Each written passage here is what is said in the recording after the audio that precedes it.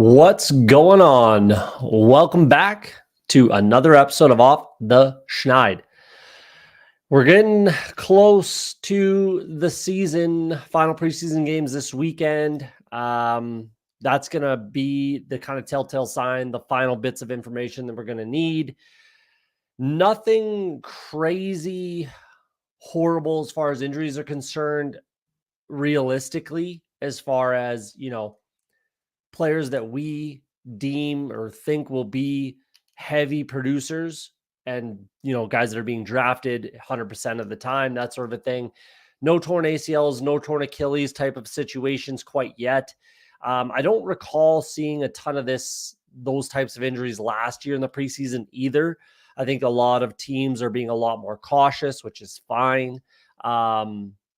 So yeah, it's been good as far as the injury bug is concerned. There's a lot coming in, a lot of injuries, but all soft tissue stuff, relatively minor. It's not, those big injuries. We haven't seen anything too bad yet. Realistically, like plantar fasciitis for Justin Herbert, that's probably the worst one as far as, again, those higher tier players that we think are going to be drafted 100% of the time. So so far, so good as far as that's concerned, knock on wood. Hopefully everybody stays healthy, for the most part. Again, soft tissue stuff, 4 to 6 weeks, Josh Downs, stuff like that. It's pretty minor realistically.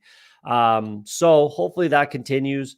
Like I said, we're counting down to, the end of preseason, start of, the NFL season, obviously. Fantasy drafts, home leagues, things like that are coming on. So we're getting close. Jump over to Underdog. Let's take a look at a couple slows going. But as far as what I have left, 128 is the BBM will do tonight.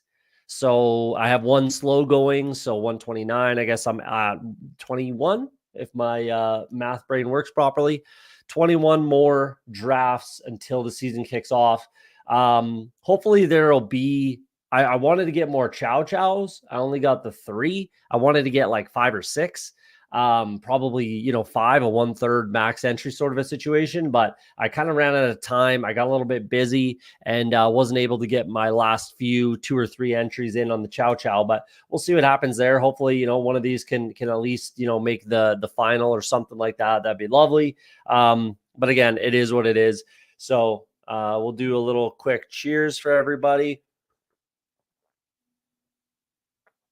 And then we're going to jump into a draft. So, yeah, like I said, we'll do 128 technically tonight in Best Ball Mania.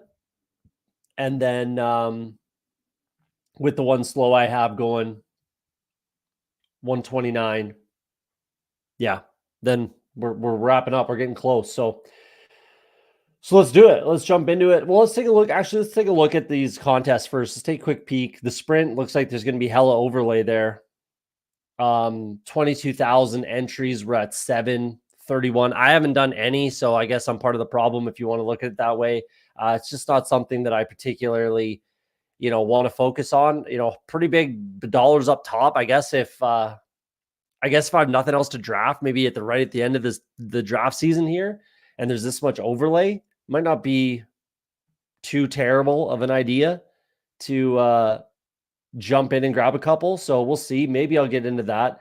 The marathon, probably, maybe going to see some overlay there as well. It's just kind of, I don't know if this was the greatest idea to run a tournament like this, if I'm being honest. Drafters kind of has that tournament style kind of locked up. So if I were Underdog, I would just let them have it. You're already crushing DraftKings for the most part as far as like quality content is concerned, if I'm being honest. But I just don't think that this structure made a lot of sense for them to kind of dip their toes in. 40% full, sorry, it'll probably end up being like 80% or something like that. Obviously, we're going to see a lot more drafts, a lot more, people, casuals coming in and drafting heading into the season, $15 entry. So it'll get a lot closer than the sprint. Obviously, a $50 entry, that's the big issue with this tournament is it's a relatively high dollar, buy-in. Not a crazy amount of entries, but it's unique. It's different. I don't mind the uniqueness of putting this tournament on, but I just think that high dollar value, it just doesn't make a crazy amount of sense. Maybe if it was $15, $10, something like that, like the Marathon Eliminator, that sort of thing. The Mastiff will fill, I'm sure. Scott Fishbowl, that's almost full. It will fill. The Big Dog, I'm sure, will fill as well. The Big Eliminator, I'm confident that will fill. Yeah, for sure. Puppy, obviously. And then we're at 80% about that for Best Ball Mania, which is, I don't know where I'm at as far as percentage is concerned, but I got to be getting close to that. So I slowed down to the point where I wanted to get to have the tournament catch up to my drafting. So that's kind of where we're at. And I definitely want to save some bullets until after these final preseason games. We're going to see a lot of teams play a lot of their players for the whole first half, a quarter and a half, whatever, 3/4 even. We're going to see a lot of run for these players that we're highly invested in. So hopefully, again, the injury bug stays away over these weekend games. And, where there is a little bit of, mud in the water, we get some clarity. So let's jump into draft. 79% full. Again, this is 128 for me. Waiting on 9. So if you're in the chat, you want to draft, jump in.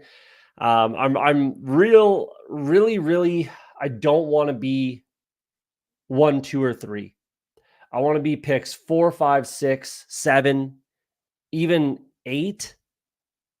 Yep, even 8, 9. 10, 11, 12, I don't particularly want much part of. Unless I can get that elusive Puka Marvin Harrison Jr. stack that I've still yet to get a share of.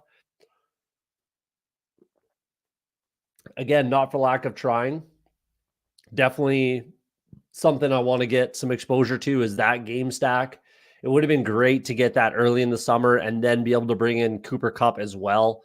Double stack maybe with Trey McBride, bring in Kyler, something like that. Have a double stack, double bring back in that game. But it is what it is. I have a fair amount of exposure to that game. It's just not necessarily those players. And I still personally think that Marvin Harrison Jr. is being drafted too high.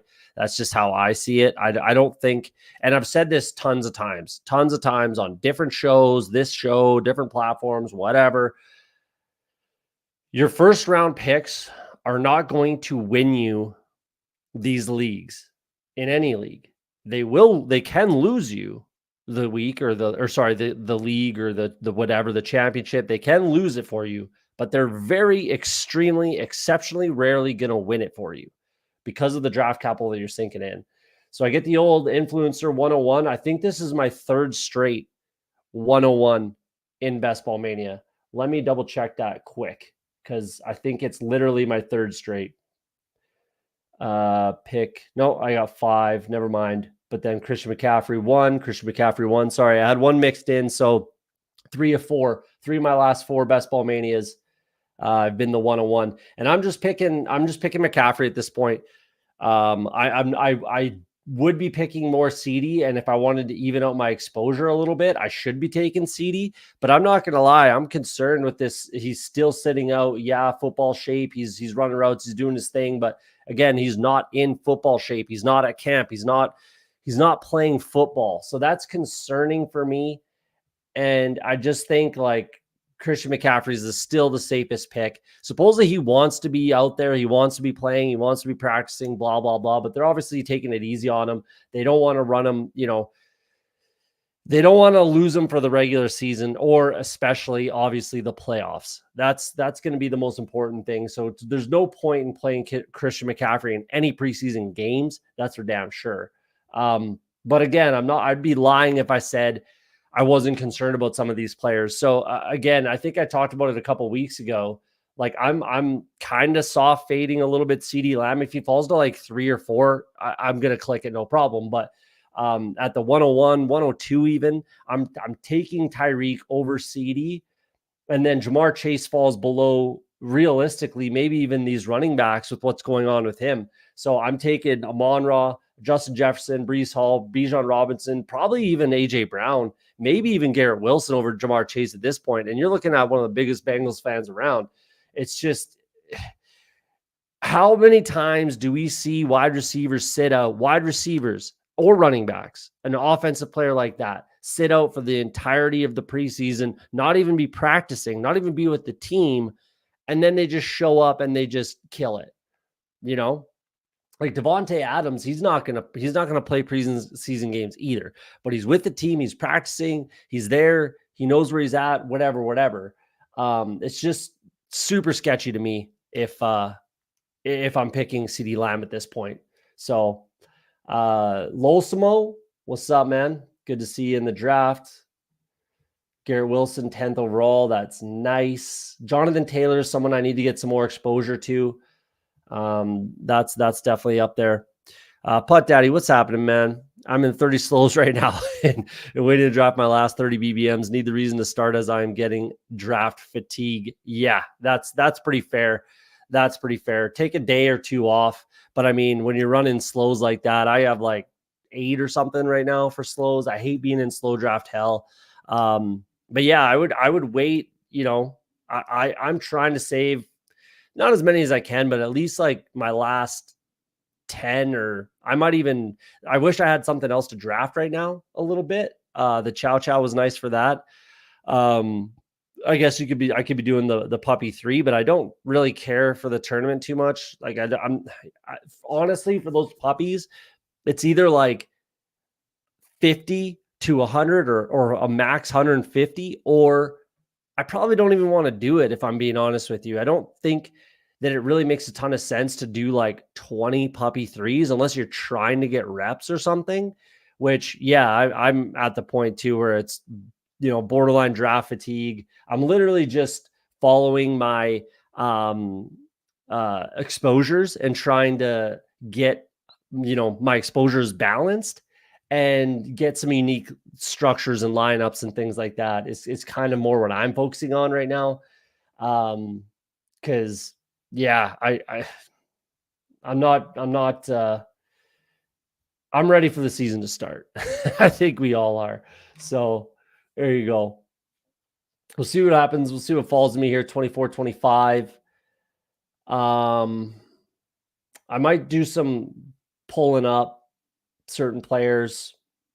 Waddle would definitely be on the table.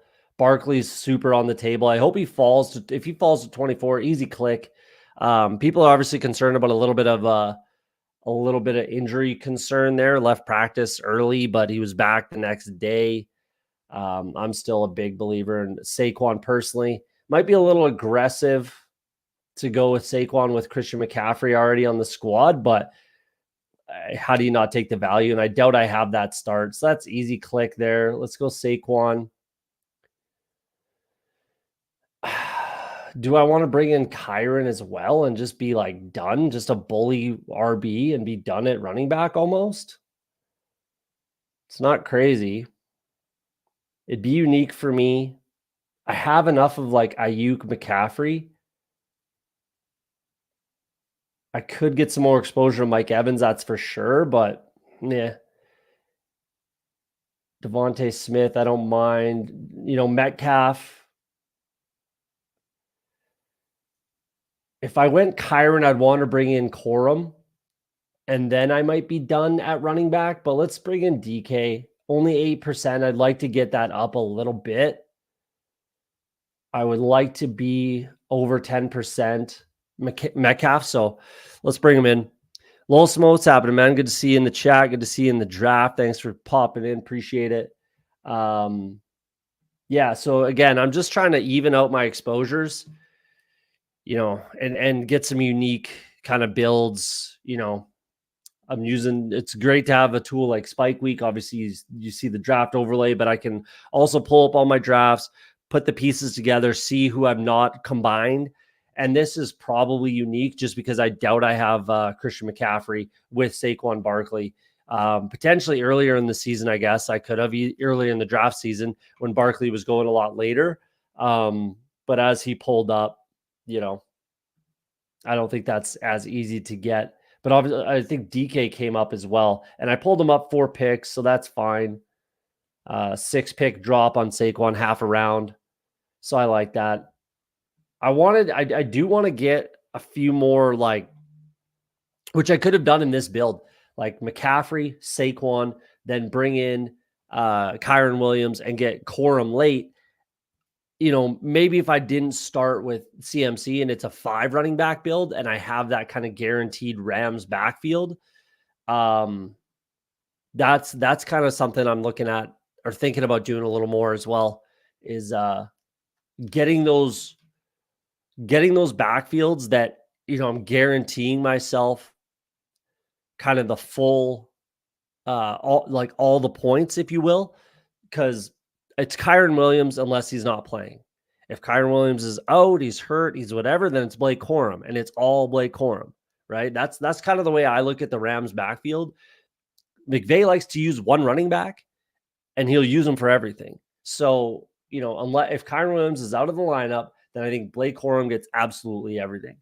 And then vice versa. As long as Kyron's in the lineup, he gets everything. So you're locking up a pretty valuable backfield with the handcuff. So there's only a few of these backfields that I would handcuff. Like the Steelers is not the same. The Steelers backfield is not the same. Those two players, Jalen Warren and now Najee can be picked and owned, individually. They both bring something different. They both bring enough points. Same thing with Detroit and with Jahmyr Gibbs and David Montgomery. Those are not the backfields I'm talking about here. Even Achane Mostert. It's realistically, it's like Rams. Who else? I had a few written down actually the other day. I guess the Eagles, if you really wanted to go that far. You could say Buffalo, Houston, maybe. Arizona, I think, is a big one with James Conner and Trey Benson. Trey Benson looked great in that preseason game. He had if you're looking at just the stat line, he had a bunch pulled back on some penalties. But yeah, that's kind of what I'm thinking with running backs right now is lock up a backfield that I believe in. And realistically, it's that Rams. Plus, I need the exposure, especially to Kyron anyways. I'm at like 2%. So I definitely want to up that. Rashee Rice going much higher than he has been, which kind of sucks for me. I really, really wish I was getting more. 6%. Yeah, the thing is it's like 8% overall. So I was getting him in other tournaments. I don't know what was running at that time, when he was 70s, 60s. I can't remember what tournament was running at that time. Maybe the Puppy 2, whatever. But I should have more exposure to a guy like Rashee Rice. That's for sure. Especially now that we're like very confident he's not going to get suspended. Kind of wish I took Devontae Smith now because I would love some more exposure to Jalen Hurts. That's probably one of my scariest. It's not a fade because I'm not fading Jalen Hurts at all. It's just not worked out that I get him. And again, the 7% overall, so I got him in other tournaments. It is what it is. It's kind of frustrating. That's well done there. I think I might just bring in Patrick Mahomes and then Xavier Worthy and hope that Hollywood Brown falls to me. Lamar Andrews is classic, but that's just way too common, especially with Christian McCaffrey. And there's no bring back there. Tons of Terry McLaurin. Everybody knows how much I love him. If you're new to the channel or a fan of the channel. Yeah, let's do that. Bring up Xavier Worthy a little bit. And like that's another thing too is people are going to say that's a reach for Xavier Worthy. People maybe would say that's not really. It's half a round, but people might say it's too early for Xavier Worthy, maybe, especially as your wide receiver too. Oh no, you can't have Xavier Worthy as your wide receiver too. Trust me, I would much rather have Terry McLaurin as my wide receiver too. But with Christian McCaffrey and Saquon Barkley already locked up on the roster, I'm pretty much guaranteeing this is going to be a 5 running back build. I could still even, finish it up at 4, depending on my other 2 are, and then just hammer wide receiver with, a little bit more volume, 9 or 10 wide receivers to kind of make up for that, lack of, I guess, talent or production potentially at my wide receiver 2 spot. So yeah, that's kind of another way I'm looking at that and justifying it a little bit. the days are pretty well gone that you could get Patrick Mahomes, Xavier Worthy, and Rashee Rice. But now you can get Hollywood Brown, where we were getting Rice. So it's an interesting, kind of a position that we're in as far as the draft season's concerned. So yeah, fingers crossed that Hollywood Brown will still be there for me, unless he went already. Did someone reach up for Hollywood? No, where the heck is he? There he is. So we'll see. We'll see. He's right at ADP now. Pretty common spot. So again, the Patrick Mahomes, mind you, he did fall half a round. So, but there is a lot of Patrick Mahomes with Christian McCaffrey, I'm sure. But it is what it is. It's more the bring back that's more of the concern, because obviously, George Pickens would be the number one kind of bring back. I've been bringing it back a lot with Jaylen Warren. I do have a lot with Calvin Austin the third as well. We'll see how it shakes out. That Pittsburgh offense needs a lot of work.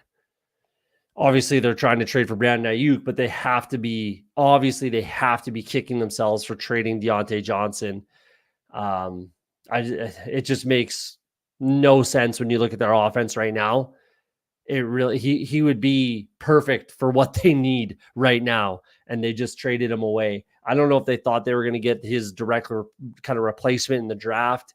It was a great wide receiver draft, but and maybe Robin Wilson is that guy, but he's got to get back on the field. And he's got to kind of show it. So I highly doubt a rookie Roman Wilson's just going to come into that Steelers offense, and then they're going to be where they would have been with Deontay Johnson. So we'll see how that shakes out.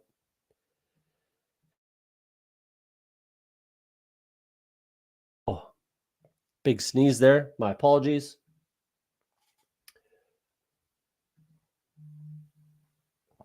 Anyone getting crazy yet? Anthony Richardson in the 60s again. I've gotten him 65, 67, middle of the 6th round lately. And I've been just scooping up that value. I really don't know why people are kind of fading him. I guess the only thing I could think of maybe is that the Michael Pittman drafter, which is typically earlier than 37. That's a nice little build at the 12 spot right there. But the Michael Pittman drafter just isn't taking him for whatever reason, maybe going with different builds, different directions, whatever.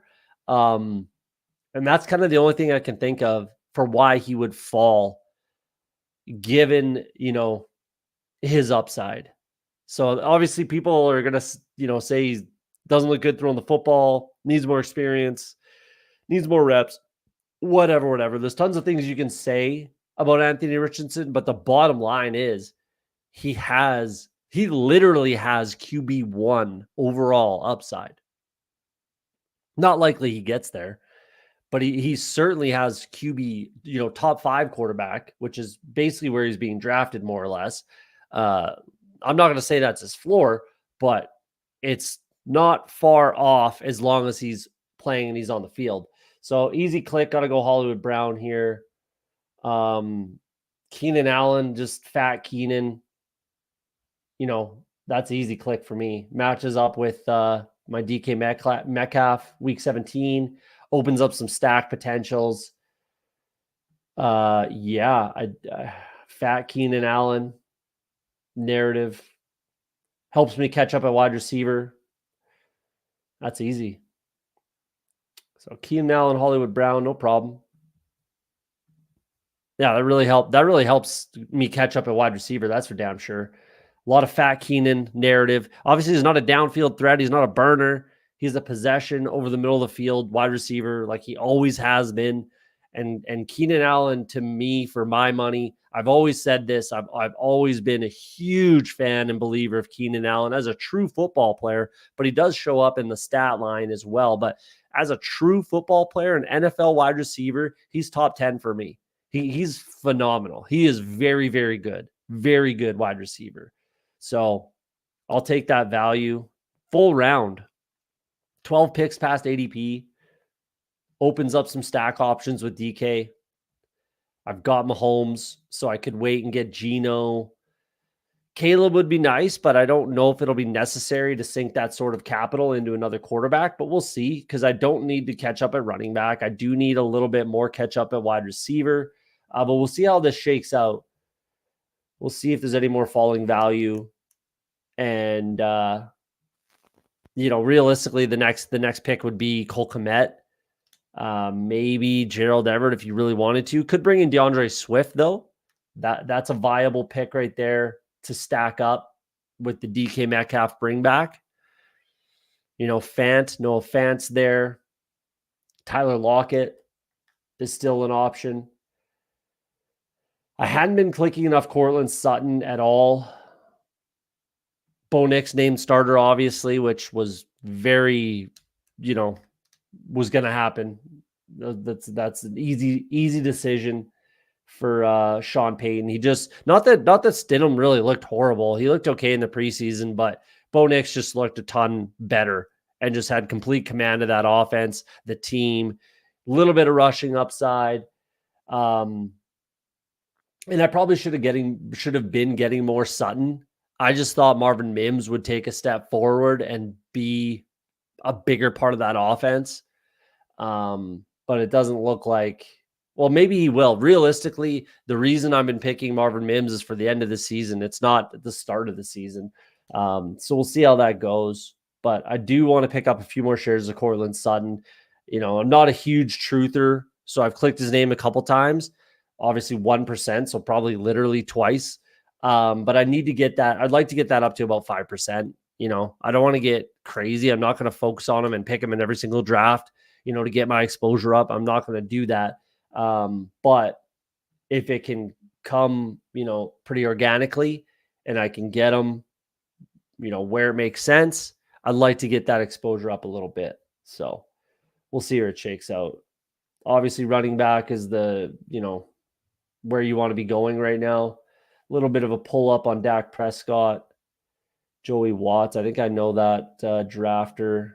Jake Ferguson with JJ Brown. That's solid.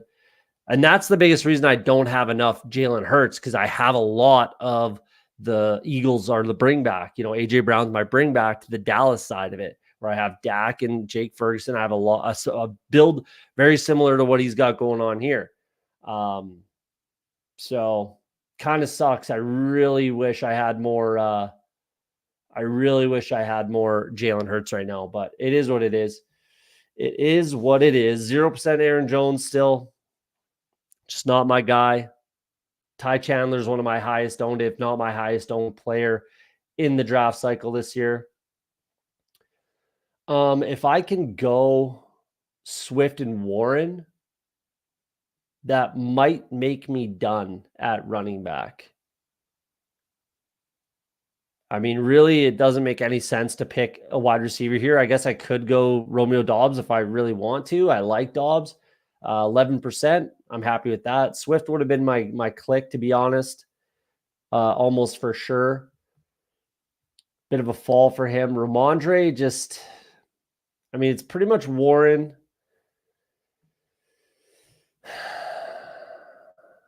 That's just such a fall for Ramondre.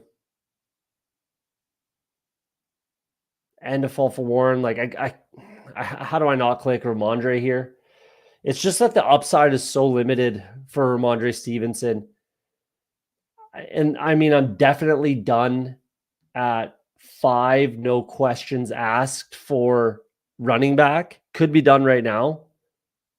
We'll see where this shakes out. I'll probably bring in another bring back on the Pittsburgh side with my KC stack.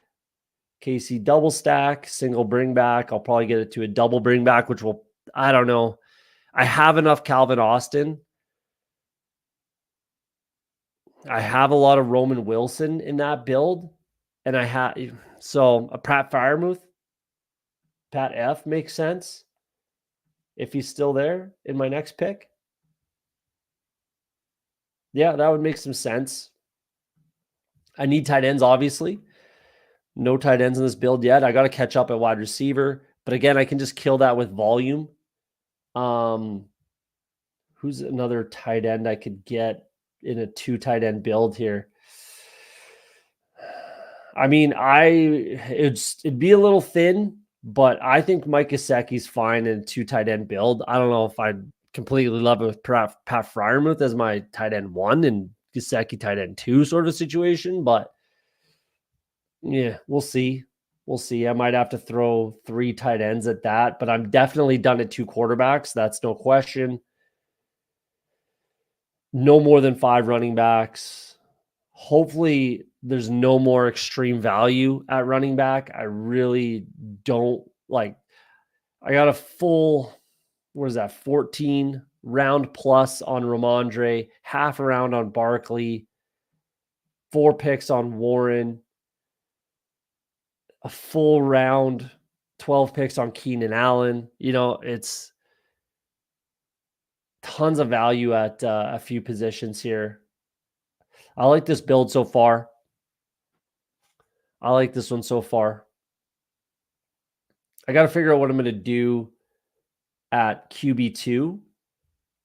Could have taken Caleb Williams, I suppose, but I don't need that kind of capital sunk into another quarterback at this stage of the draft, especially with how far behind I am at wide receiver a little bit. So what, it's Seattle is kind of what I'm looking like. Noah Fant and Geno Smith makes a lot of sense with my Keenan Allen bring back.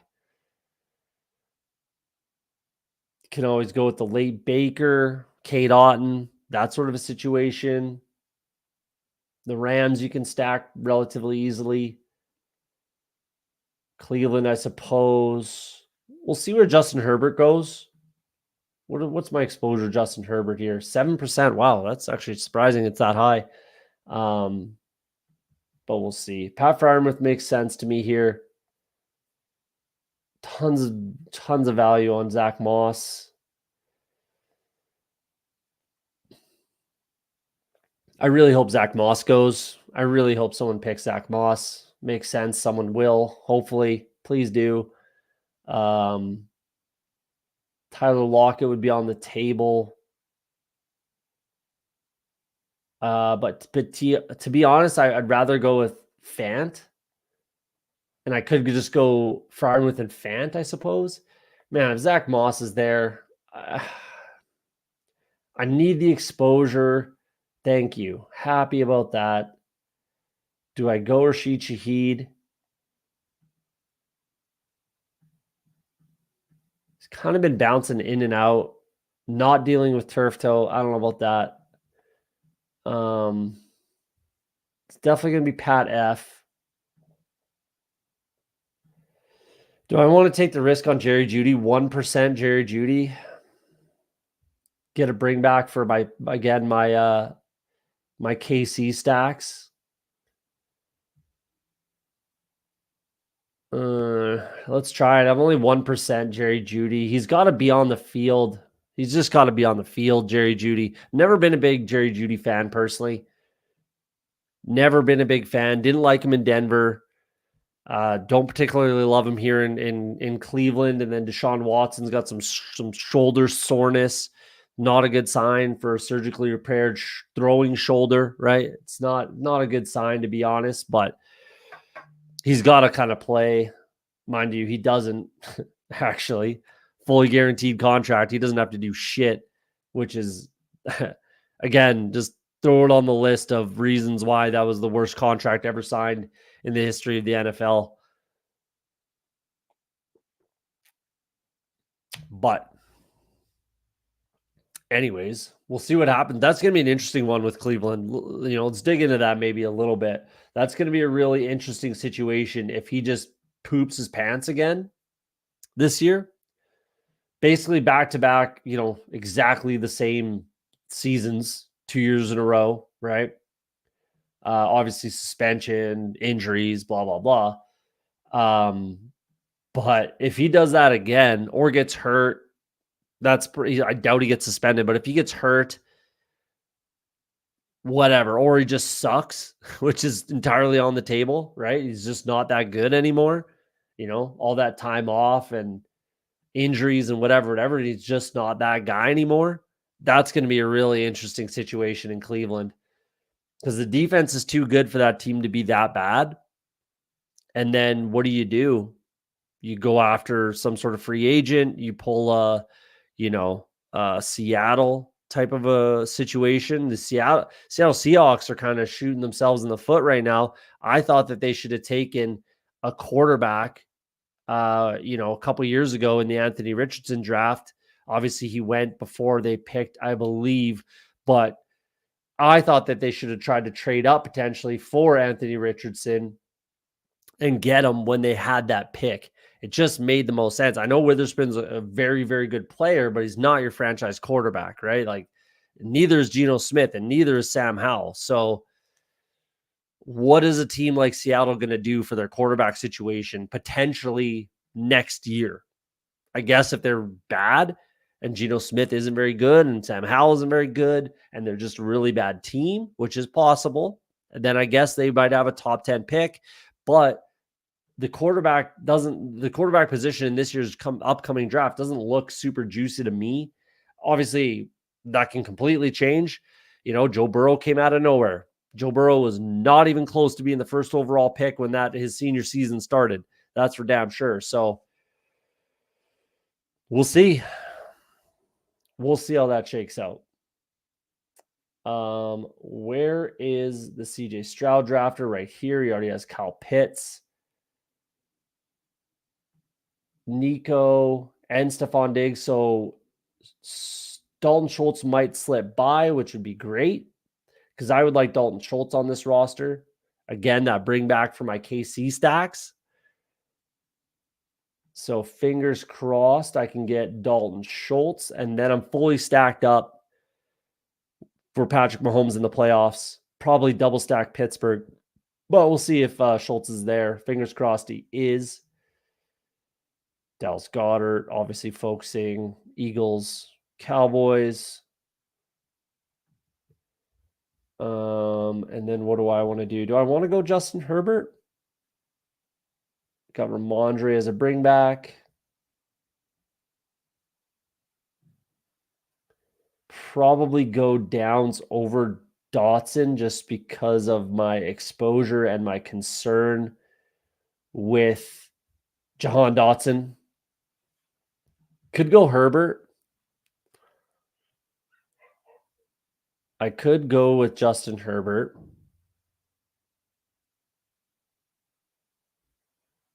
Which could make some sense with not wanting to go Geno anymore. The only way is going to go Geno is if I was bringing in Noah Fant.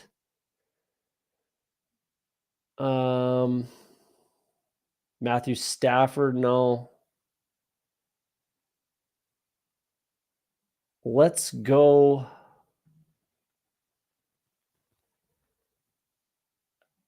Josh Downs. I just don't think that makes sense to go with Justin Herbert here. If I had gotten Palmer earlier or McConkey for whatever reason, then obviously Justin Herbert would be on the table. Quentin Johnston has gotten some good pub lately, 10% still. So I'm probably a little ahead of the field on Johnston for sure. I'd like to pull back on that exposure a little bit. So, but in this case, if I had Palmer or McConkey, I probably would have taken Herbert there almost for sure. Brought in a late QJ. I've got Ramondre. Maybe I could bring back another, New England piece, something like that. At least I can be done at tight end. I'm comfortable enough with Pat Freiermuth and Dalton Schultz. I think they give me certainly not much of a ceiling, but collectively they give me a pretty good floor week in and week out. I think that's a pretty quality 6-point floor week in, week out. And then honestly, a spike week looks like 15 points probably out of those guys, 15 to maybe 20 if we got super lucky. But yeah, it allows me to stop at 2 tight ends. That's for sure. And then I'm fully stacked up on my bring back for Patrick Mahomes, double stack KC. So not the worst spot to be in at all. Whatever quarterback I pick, essentially, it doesn't really matter. It really doesn't matter considering what I've got going on with the Kansas City Chiefs and Patrick Mahomes. Putt Daddy says, don't do it often, but going to do an RB start as well on a slow, just went Breeze and then Barkley. Yeah, I mean, I've done a few RB, 3 running backs to start a draft. I've done a few of those. Obviously, I just want different, structures, different teams. Typically, it allows me to maybe stop at 4, definitely 5, that sort of a thing. So I mean, I'm mixing it up a little bit with everything. My favorite is probably like dual RB or two running backs in my first 3 picks. When I'm getting Derrick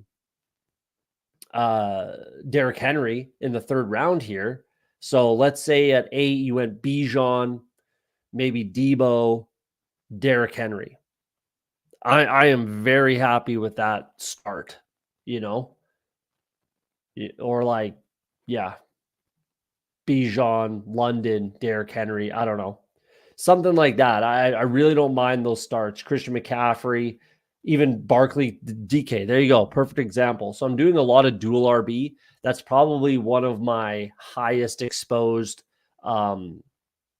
roster constructions would be dual RB or hero RB, dual RB.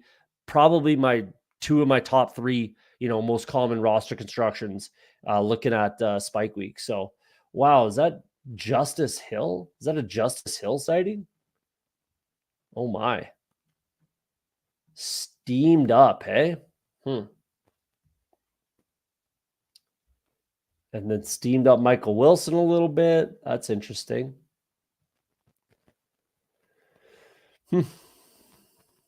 Why Justice Hill? Not a lot of Houston. I guess Joe Mixon, but okay. Interesting. That is probably the highest I've seen Justice Hill go. Not probably. That's definitely the highest I've seen him go. Okay. So again, my quarterback 2 really doesn't matter for me. I'm stacked up everywhere with my main starting quarterback, Patrick Mahomes, one of the best offenses in the game. Stacked up everywhere, all playoff weeks. So it really doesn't matter, to be honest. Baker's a good click. Geno's still an okay click, considering I'd rather Baker over Geno. Even like Bo Nix is not a bad click at all, considering he's the starter now and we know it. Did McMillan go already? Must have. Okay. So don't necessarily need Baker, I guess. Wandale, Dortch, 7%. Wouldn't mind bringing up my exposure to Dortch. Let's go there. Let's do Wandale with my downs and then Greg Dortch.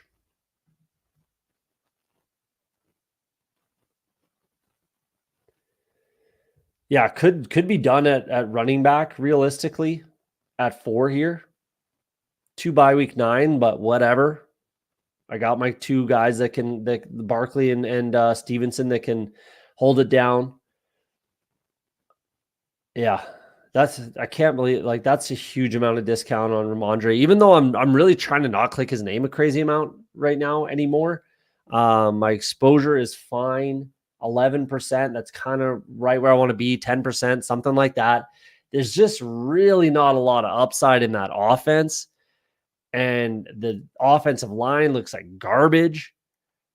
So, regardless of who the starting quarterback is, there's really not a lot of juice and a lot of touchdown upside with Ramondre Stevenson. So, what do you have? 6 last year? 4. I thought he had a receiving. The receiving one was last year. So 6 2 years ago, sorry. And then 4 touchdowns last year. Even if he gets back to right here, that's, I mean, for where I got him, that's still great value, but he's not going to win you weeks. He's also not going to lose you weeks if he's on the field. So I guess that I could take some solace in that. Bo Nix, I think, is on the table. Name the starter. He'll probably be gone, kind of storming up the draft board. If he's there, I'll take him. Daniel Jones could be on the table. I realistically need 1 week out of Daniel Jones. And there's some other options, Slayton, Hyatt, that I could bring in late. Match up with Wandale. I've got my bring back and Downs. That's not a bad option at all. Maybe makes the most sense, 1% Daniel Jones. So, the only time I'm taking a guy like Daniel Jones is with a quarterback like Josh Allen, Patrick Mahomes, right? Jalen Hurts, maybe. So that's on the table. Honestly makes more sense than Bo Nix, but we'll see. I do want to get some more exposure to Bo Nix. Whittington, I like a lot. I just think there's more outs than people think for him getting on the field consistently. Tank Bigsby is certainly on the table again, 14%, and that's after not drafting him for about a month. I think I was at 20% or so, Tank Bigsby. So he's on the table. There he goes. Makes sense. Kind of the last viable option. Actually, what's their bye week? Jamal Williams is on the table. He's looked really good in the preseason, and Kendre Miller is still getting kicked by Dennis Allen right now as we speak.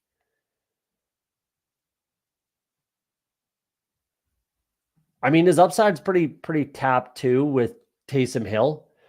Kendre may begin season IR. That's relatively new. Sit out the first 4 games. Wow, if he goes to IR and sits out 4 games, I mean, Jamal Williams looked like crap last year for sure. Obviously, he fell off a little bit, but he looked really good in the preseason so far. He's a guy that I wouldn't mind clicking at least once or twice. I have 0% right now. I don't need to force that. Definitely Bo Nix or Daniel Jones makes all the sense in the world. QJ, 10%. Don't think I need him. I think Whittington makes a lot of sense here. And I might just be done at running back with 4. I don't think that's the worst plan. 10% Wilson. Roman Wilson's a guy that I really like. Hopes to be back soon.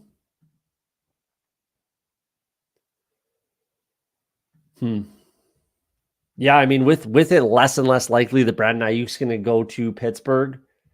Let's go Danny Dimes. I hate it, but I'm going to do it. Maybe not Jamal Williams. Honestly, I don't even think Jordan Whittington makes sense here. So realistically, it's Roman Wilson and then kind of whoever's left between. Is Slayton gone? Oh, there he is. Jeez. Slayton and Hyatt. After I bring in Roman Wilson. Like Van Jefferson just ain't it for me. I do really like Alvin Austin III, but I'm already at 7%. That's more than enough. I'm happy to get a little more Roman Wilson. And then let's just take whoever's left between these Giants wide receivers. I guess, I could keep Jamal in my queue and just kind of see what happens. 5% Lauby. I'm okay with that. Deneric Prince, I think I have too much of right now. And where's he at? He's there. 10%. Good Lord. That's too high. That's too much. That's too much. I wish I was paying more attention to that one.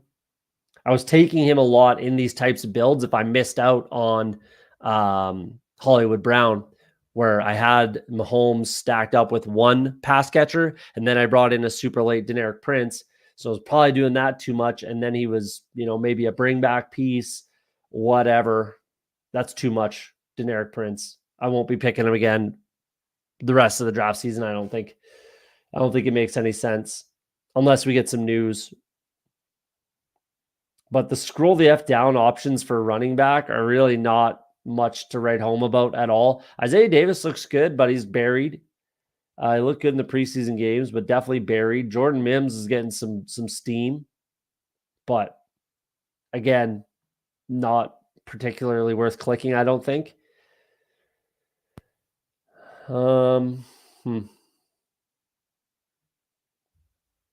Yeah, it's super thin. It gets super thin, slim pickings at the end of the RB, at the end of drafts for RBs. So I'm not taking another quarterback, obviously. Not taking another tight end. I think I'm fine enough there. Don't really need to worry about bringbacks as far as Daniel Jones is concerned. Yeah. I do still think I'm pretty light at wide receiver. I think I need to go with a 10th wide receiver. I think that just makes the most sense. Whittington, I guess, is on the table. Tyler Boyd could be on the table. Trey Tucker's looked really good. Diami Brown, I think Diami Brown is viable, man. I think he's a viable click, honestly. He looks like he's going to be the wide receiver 2 in that offense. He looks like he's going to be that outside downfield threat. Not that Terry McLaurin isn't that as well, but Jahan Dotson ain't that guy. I like Jahan Dotson in the slot, and hopefully, he finds a role there and is able to kind of excel in that role. But I have 0% Darius Slayton. It's going to be Slayton if he's still there. Especially with what I have going on right now, it does make sense.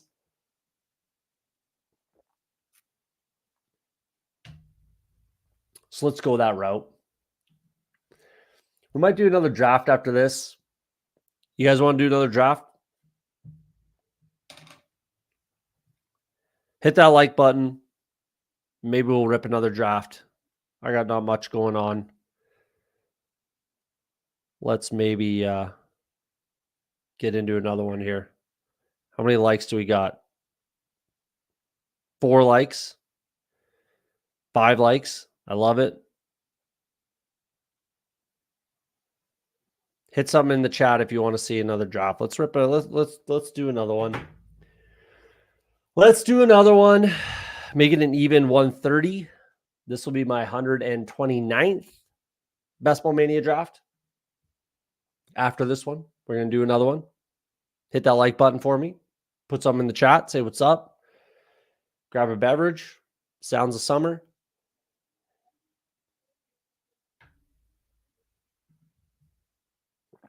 Let's do another draft. Definitely going to be a giant wide receiver. Slayton or Hyatt, whoever's there.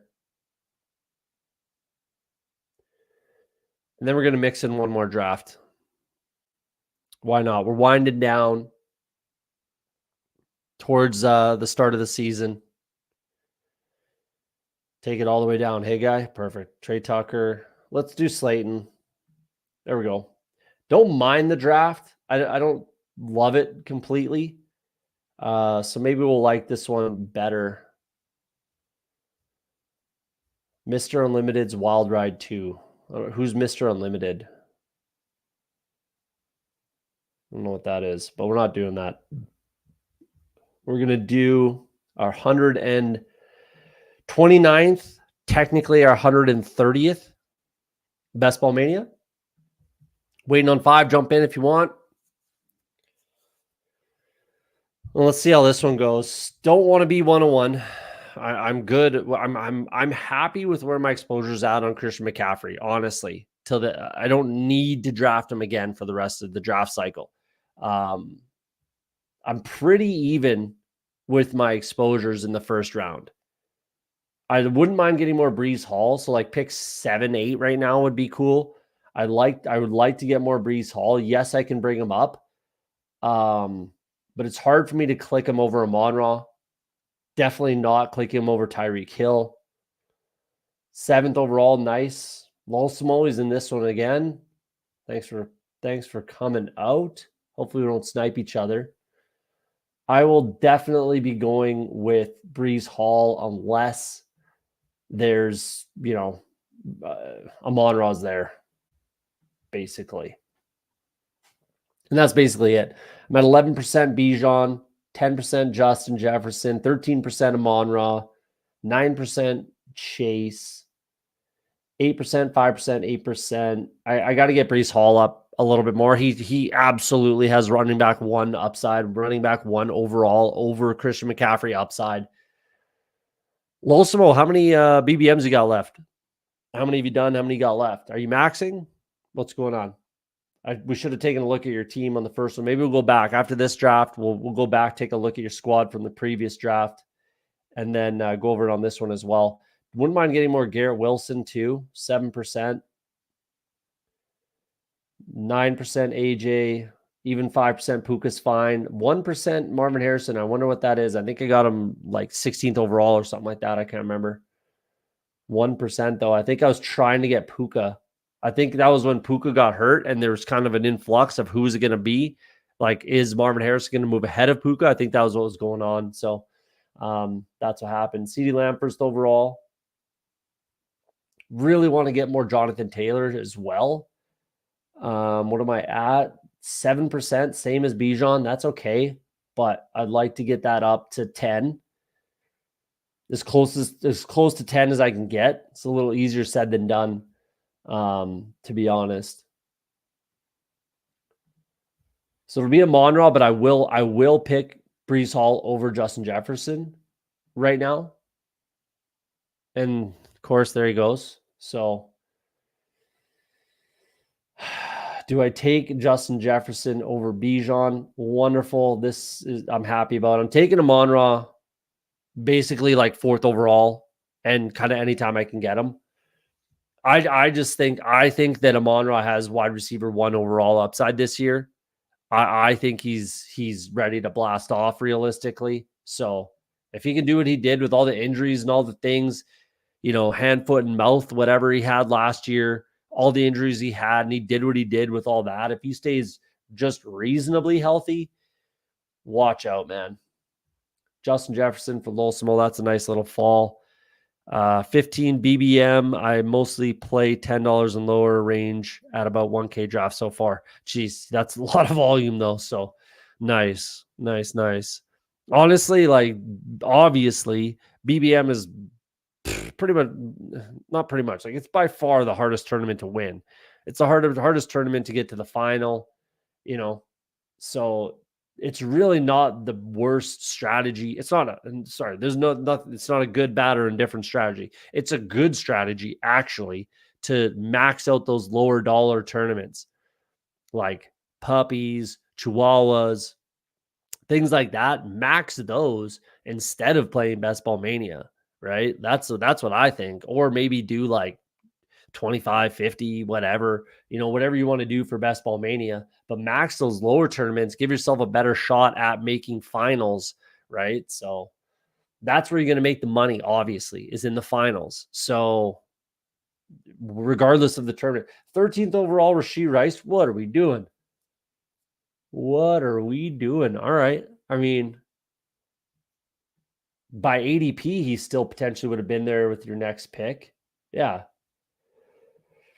Get your guys season. So that's what I'm saying. I wish I got more exposure. I really, really, really am kicking myself a bunch for not getting the Rashee Rice exposure when he was going in the 70s, 80s, 90s. I think he was going even. So Cooper Kupp gets pulled up 6 spots. Wow, he's second round pick now comfortably. It was nice getting him in the 3rd. I think he was going even in the 4th at one point. So this is easy peasy. If I don't get Debo, Jonathan Taylor, it's a good spot to be in. Don't mind that start one bit for Losimo. Achane, wow. Achane over Jonathan Taylor. I could see you doing it over Barkley, I suppose. Like I'd be more okay with that, but I'm not taking Achane over Jonathan Taylor personally. But this just makes too much sense. I have so much exposure to this game, but I really see this as potentially being the Amon-Ra CeeDee type of a build from last year. So This San Francisco Detroit game is one of my highest exposed games by a long shot. Obviously, it's obvious. It makes tons of sense. They're projected to be the 2 highest scoring offenses in the NFL this year. So projections are projections, but still, they're projected to be the 2 highest scoring offenses. And can anyone say that that's out of line? That that's out of pocket to say? No, not at all. So we'll see how this one ends up, but I'm always happy to get an Amon-Ra Debo start. Debo is one of my most exposed players. 25%. I will take as much as I can get. Debo, Terry, Ty Chandler, very high, all very high exposures. It would be a whole bunch of lovely if I could get Brandon Ayuk here. That'd be a lot of fun. Not sure if that'll happen. Derrick Henry is a quality click, but I have that start a fair amount. I would take Kyron over Derrick Henry in this instance. I've been saying forever that I thought it was really tough to take Kyron over Derrick Henry, and I still maintain that, but I've gotten my exposure up while I'm getting him in the 30s. I thought he would rise even more. I thought he would rise to where Kyron is right now, but I mean, he hasn't. So we'll see. I don't want to go. Yeah, that's an easy click for Brandon Ayuk. I like this start a lot. This might be unique, actually. That's a great start, I think. I'm going to take a quick peek at my spike week and see if I have this Debo, Amon-Ra, Ayuk start. I think that that's got to be pretty unique. At the 7, 18, and 31, all with a little bit of a fall in ADP, that's got to be pretty unique for Best Ball Mania, I would think. Let's see. I mean, it's certainly more possible when Ayuk was falling there. Yeah, that's unique to me. Wonderful. That makes me really happy. And I don't think there would be many of that build at all, of that start. Technically 2 picks past ADP, 2 picks past ADP. The bigger thing was Brandon Ayuk falling. Like Debo was going around this kind of range, 26, 29. You could get him at probably 31 at one point in the draft cycle, but Ayuk was going up around, here. So it's pretty hard to get both of them unless you took Amon-Ra really early, like 3rd overall, 4th overall, something like that, 2nd overall. And then we're able to get Debo and Ayuk with your next 2 picks. So yeah, for that game, love it. I love that. I love that start. And I probably would have went Laporta, Lolsimo. I think you got him last draft too. So I'm all right with that. I'm happy with this start. More than happy with this start. Definitely going to bring it back with one of those quarterbacks, but Pacheco, 10 pick slide on Isaiah Pacheco with where he's going right now. Yeah, that's an easy click for me. Easy peasy click for me. Nice. I like the way this draft is going, obviously. I'm really happy we did this other draft here, peeps. 10 pick slide on Pacheco. Super unique on a game that we're hyper focusing on. Yeah. Could bring in Kittle here. I could bring in Kittle, I could try to bring in Kittle, try to bring in JMO, and bring in like Goff, or you know what I mean? Like really hammer this game, or I could just be done right here. So there's options for sure. But I like the Pacheco, especially this late, 10 picks past ADP, and I need more exposure anyways. That's just a gift. Pulls up Terry McLaurin. I don't mind that. I've picked him as early as, early 40s, 44, or sorry, 42, 41, something like that. I've picked Terry McLaurin a lot of times right around here with Bijan. If I can get Bijan, London, take Terry McLaurin around here, then Kyle Pitts with my next. I've done that a few times, so I really don't mind that. 4 straight wide receivers here. Game stack. Don't mind this start. Lolsmo, you couldn't have left me Sam Laporta, eh? Couldn't have left me Laporta. I think you took him in last draft as well, so trying to get your exposure up, which I have a ton, 16%, yeah. Would like him to get it back on the practice field. 48 for Josh Allen. What beautiful man. If that was with Christian McCaffrey and Josh Allen, why don't you take Josh Allen right here? That would be pretty unique. I don't think there's a lot of starts like that. So that's interesting. Dalton Kincaid is on the table. How do you not go James Cook over Kincaid? Man, I it really pains me to see little draft mistakes like this. Like this Christian McCaffrey drafter probably should have taken Josh Allen and then gotten Kincaid here. I think. Or right here, the guy who did get Josh Allen, which is great. That's a fantastic start. Get Josh Allen, take Kincaid. No, I see Anthony Richardson. I've gotten him a full round past this at 67. So I'm definitely pleased with that. For me, it's Kincaid. In this case, the week 15 against, Monra game stack just is the tiebreaker. Plus, I think he has upside. He has tight end 1 upside, I think. And I think top 3 is basically just where it's at. I'm taking all of these guys over Mark Andrews personally. For me, it's Laporta. I think I'm moving Kincaid up over McBride, and then Andrews, and then people. You could say Kelsey basically from I'm saying Kelsey at a default, more or less. Like I'm really not clicking a lot of Travis Kelsey. That's for sure. 1% and 1% overall. I'm really not taking a lot of Travis Kelsey at this ADP with what I think he's going to do this year, which is probably very similar to this. How does, he should be going around this George Kittle, Kyle Pitts, even Evan Ingram. He should be going, in my opinion, like 20 picks past where his current ADP is at. That's just how I feel about it. Call me crazy, but I'm really not clicking a lot of Travis Kelsey. All they care about, all the Chiefs care about is three-peating. They play 3 games in 10 days during the fantasy football playoffs.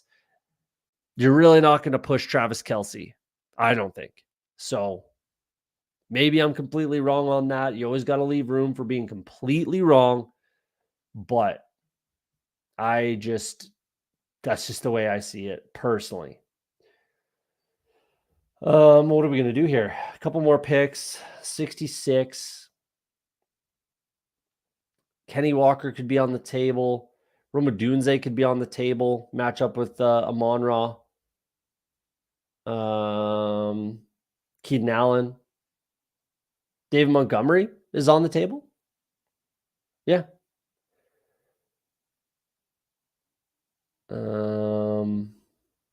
Christian Watson, I guess, would be on the table. Don't mind that exposure. Kind of want to get a little more.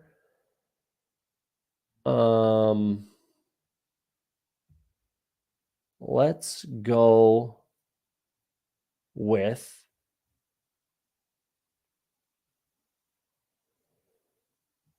Kenny Walker. 7%. Yeah, with Montgomery going for sure. Yeah, let's go Kenny Walker. I'm happy with that.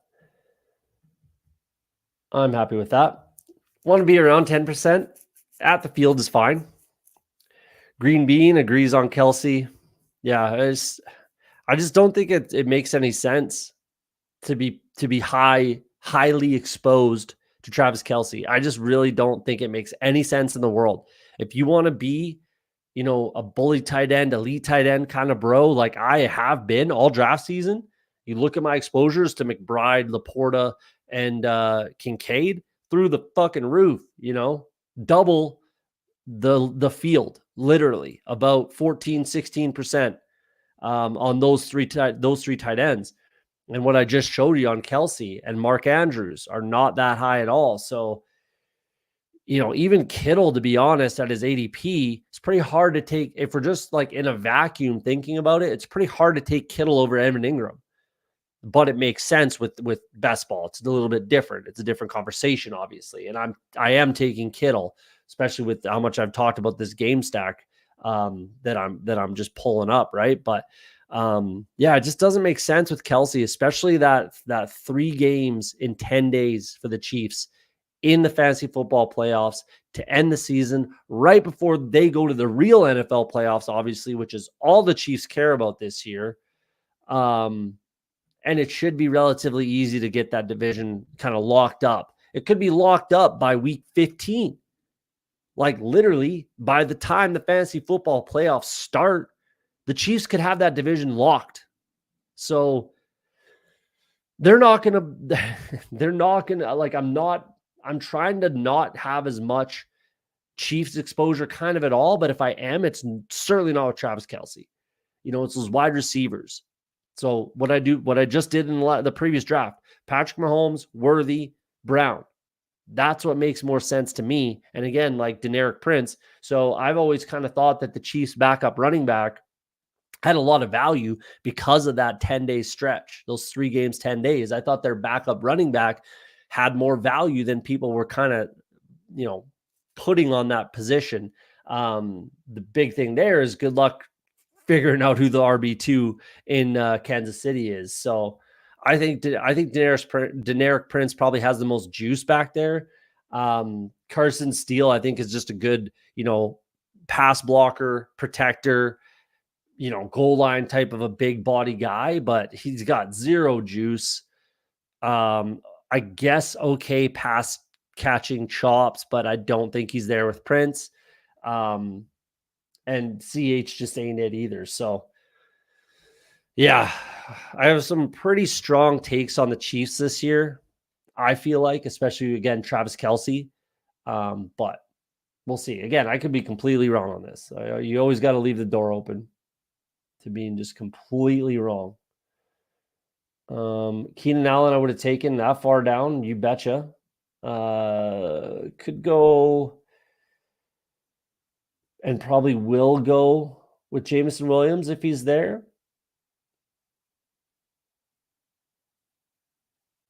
Yeah, I don't think I want to be taking. I mean, I could take Casey, but if this was Worthy, if this was Xavier Worthy, I would take him. And I don't want to be that exposed without the quarterback to the Seattle Seahawks offense, to be honest. So let's go Jameson Williams. Yeah. Let's go Jameson Williams here. And then that leaves me with multiple outs to the quarterback in that game and a double bring back. So regardless, I'm going to have a double stack, double bring back for whichever quarterback I get, Goff or Purdy. And I'm going to get one of them, obviously. So we'll see how that shakes out. But don't mind the start. I like this team. I can be done at 2 tight ends for sure. We'll see what happens with quarterback. I guess I could take both Goff and Purdy, even though I don't love to do that. But in that game, it's acceptable, I think.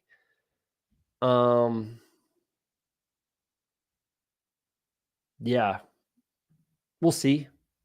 I'd rather not, but it's on the table. I think you could do worse. It's not like, even Chicago, Seattle, you're not doing that. Obviously, Pittsburgh, KC, you're not doing that. Buffalo Jets, you're not wanting to do that with both quarterbacks, same game, right? It just doesn't make sense. Looks like everybody hates Ramondre right now. That's interesting. I will not be clicking him here, kind of regardless, unless he falls to 103. If he falls to 103, 20 picks past ADP, yeah, I'll be clicking Ramondre Stevenson, but I'd rather not click him here. I like Joe Burrow here, but I wouldn't click him regardless because I can't get Gesicki with Kincaid. I mean, I could, but I'd rather not. I'd rather not plan for that. If it happened, it happened, but I'd rather not, make that plan in my head. Don't think Jake Ferguson is necessary for sure. Really rather not go with Jalen Warren here. Cortland Sutton is on the table. Actually, I would have definitely taken DeAndre Swift there. But let's go with Cortland Sutton. Get my exposure up. I wouldn't mind taking Ferguson here, but I don't think it makes sense, really, realistically. Let's go Cortland Sutton. Get my exposure up now that there's some it's leveled out there. We know who the wide receivers are, and Sutton is the wide receiver one. And now that we know that Bo Nix is the quarterback, I don't know if that's good or bad for Cortland Sutton, if I'm being honest. Bo Nix, I mean, I've heard some takes in the fantasy space on if it's good or bad and whatever. I mean, people just keep going back to Sean Payton's offense with Michael Thomas, thinking that that's what he wants or needs out of his offense. And that's not Cortland Sutton. Cortland Sutton's not Michael Thomas for sure. But the biggest thing that made Michael Thomas so valuable was Drew Brees and his ability to just hit an amazing slant, just the slant god, Michael Thomas, for a short quarterback who can look to his right and just fire that thing in there, right? That's what I thought why that offense looked great. So, and that's not Cortland Sutton, and that's not Bo Nix either, to be honest with you. So we'll see.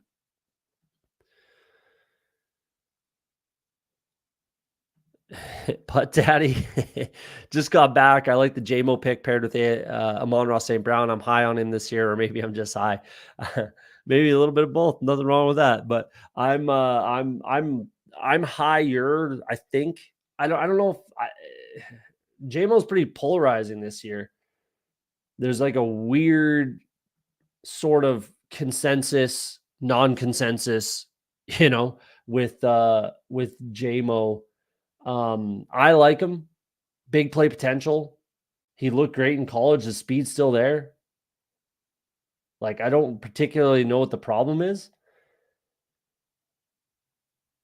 Patrick Mahomes with Kelsey reached up. That's why he took Rashee Rice. Okay. So I'm going to push it real good. Chase Brown is there to match up with my Cortland Sutton selection. Javonte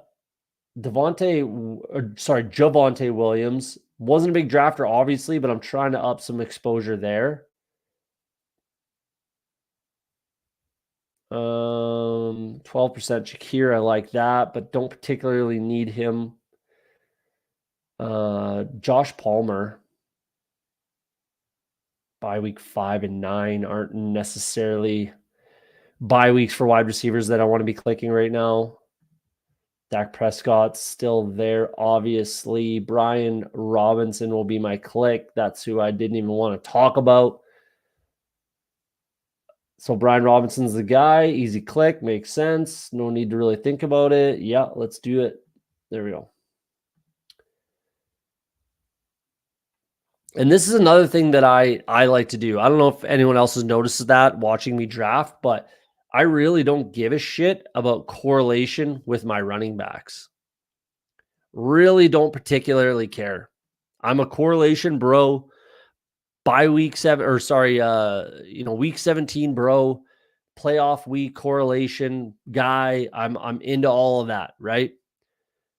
But with my running backs, I really don't care. I actually kind of don't mind avoiding it at all. I kind of like avoiding it because I want them to kind of be isolated. Like, yeah, maybe you need that bring back. Maybe you need that running back bring back, whatever. But I have enough exposure to that type of thing.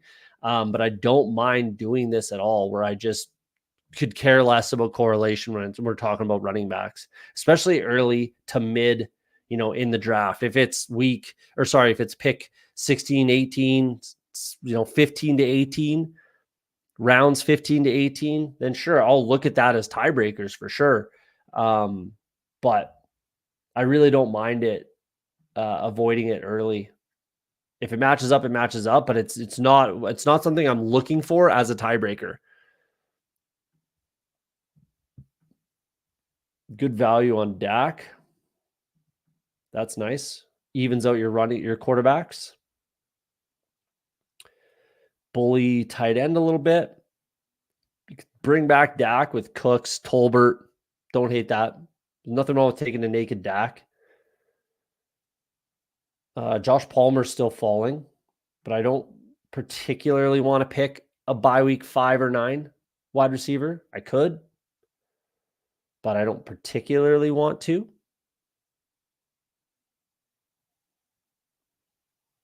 I wouldn't mind. DeAndre Swift would have been nice when I got Kenny Walker here. I would much rather would have had DeAndre Swift to bring it back with my Detroit Lion pieces. And then I would add correlation, so that would have been cool, I suppose.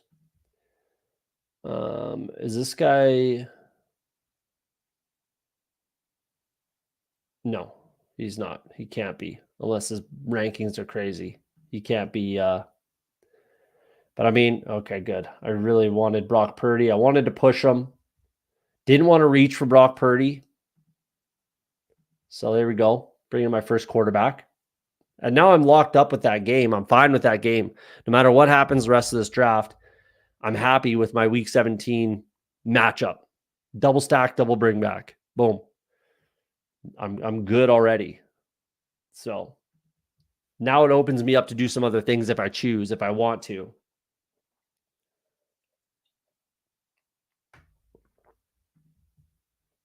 Dontavion Wicks kind of falling a little bit. Interesting. This is an interesting one. I wonder if that's going to be something that you start to see. That's the first time I've seen it. So I was criticizing the Rashee Rice, but it makes sense now. I still don't know if I love it. If in this case, I would have rather Jonathan Taylor over Jahmyr Gibbs here, and Taylor went 21st. That's great value. But I would have taken Jonathan Taylor if I knew I was doing this. And then you had to do that if you want the KC stack like that. Personally, where did he go? Okay. Yeah, I mean, it's an interesting build. I don't despise it, but I would have taken Jonathan Taylor here if it were me. Green Bay, Minnesota. Pretty interesting.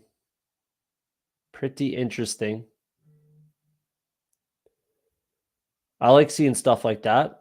Guys doing different things, taking chances a little bit. I don't mind that one bit. AJ Brown with Jalen Hurts. Devon Achane. Rico Dowdle. Is that a little bit high? No, that's where he's going. I think Rico Dowdle's the guy there. I'm still 0% Zeke personally. Not drafting Ezekiel Elliott.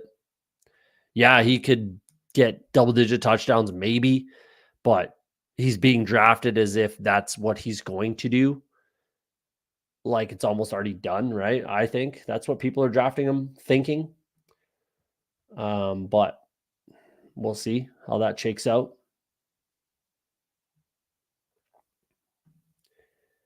Does have a gladiator helmet, no badge, so you got to think he knows a little bit. Matched up Pittman with and Adonai Mitchell with Richardson, so he's got to be looking for some Giants players, you would think.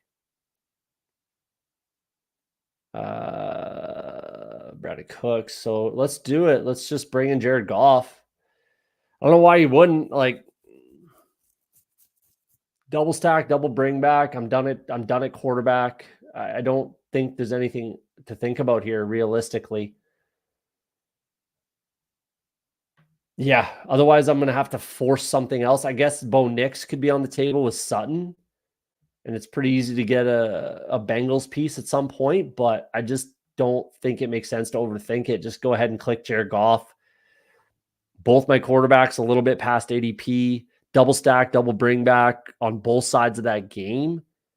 And then I've got double stack, bring back week 15 with Buffalo. I can get Miami and Rams pieces. I mean, I guess I could get Khalil Herbert maybe if I wanted to, which I don't mind if I wanted to stack this game up, which I may do. We'll see. That's certainly on the table. I could still stop at 5 running backs, which is kind of what I would like to do. So I could get 9 wide receivers and get some diversity away from these two teams. Not that that's a problem, but when I do stuff like this, I kind of want a little bit of diversity away, or as much diversity as I can get away from this game, if that's what I'm hyper focused on in week 17 and even week 15 in this case with Buffalo and Detroit, obviously. So yeah, I don't mind that. Pat Fryermuth is on the table. I guess Cole Kmet's on the table here too, and that's my bring back with Detroit. With Kincaid, that's fine, but I don't think it makes sense to pull him up. Like if he's there at 151, which is certainly is certainly possible. Could go Jalen Wright, I suppose, but I don't know if I want to bring him up too much. Tyler Allgeier's on the table for sure. Ty Chandler, but I've got so much Ty Chandler. I think Ty Chandler's still the click here, though.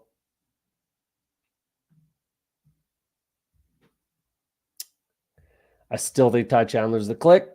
So I think I will click him, especially with the early bye weeks. And then that keeps me on the table for a 5 running back build. Almost 30% Ty Chandler. That maybe that's crazy. I don't know. He's my most exposed player, Ty Chandler. I'm kind of going to live or die a little bit with that take that he's going to be the guy just like he was last year down the stretch.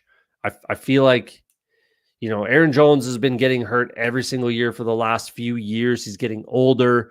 All these things, with Aaron Jones, a lot of soft tissue stuff, a lot more miles, a lot more tread on the tires, or worn off the tires, I suppose, with Aaron Jones.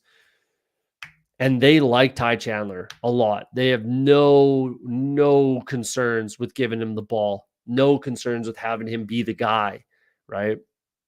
And I think they want to run the ball more than they did with Kirk Cousins under center, right? Now that we know that Sam Darnold's the guy all year, unless he gets benched for what we can only consider would be a lesser quarterback.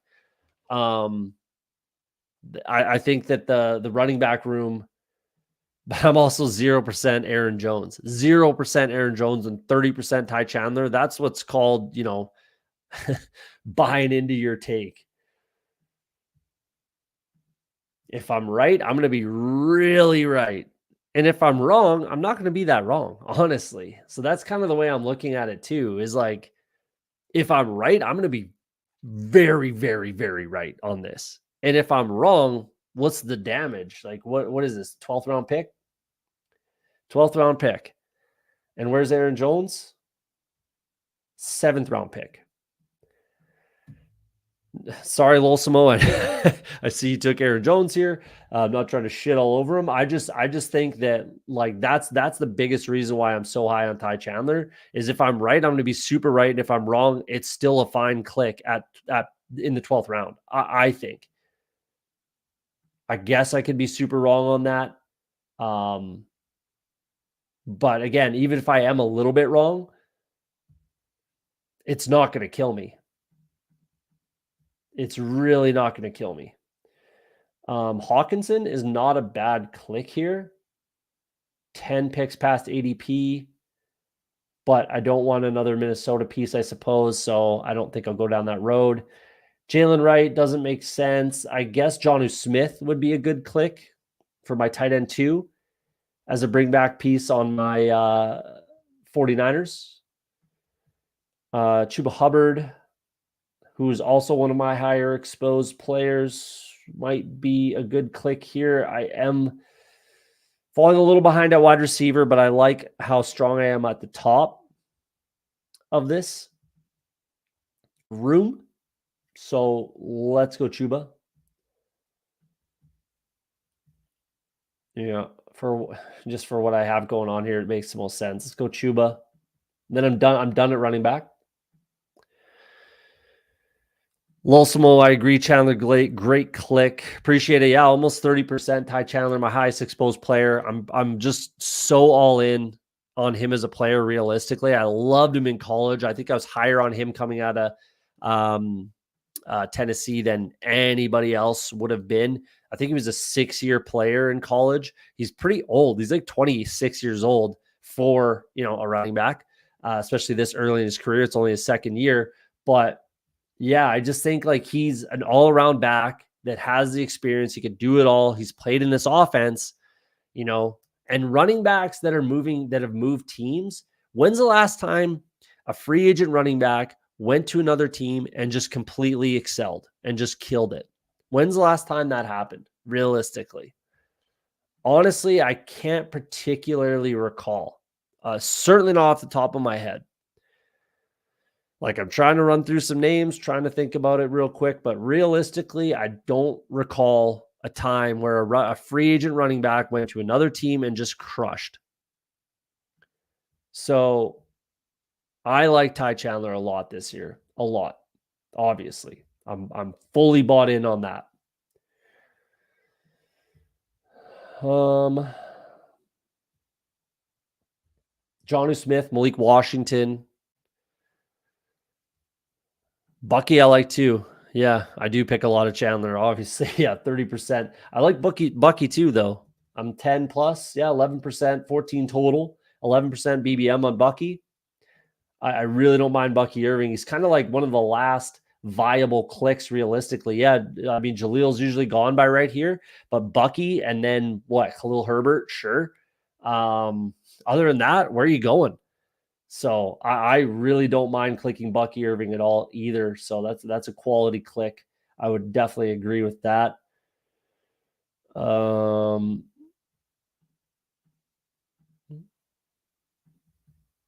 Yeah, I click a lot of Chuba too. So that's another thing I don't mind doing. We'll talk about in a second here after this pick. I'm not going to be going Ricky Pearsall. Definitely not going Pearsall. Not going Thielen. Demario Douglas, 6%. That's okay. 12% Wandale's I'm fine there. It's not too much, but I'm fine. 12% Demarcus Robinson. I'm fine there. 9% McMillan. That's not a bad click. It's Pop Douglas here. It's got to be Pop Douglas. And the next click would have been Jalen McMillan, and maybe he'll still be there with my next pick, but we'll kind of play that by ear. But 6% Pop. I don't mind bringing up Pop Douglas a little bit. And then I kind of have to avoid these 3 bye weeks now, which is easy to do realistically, not a big deal.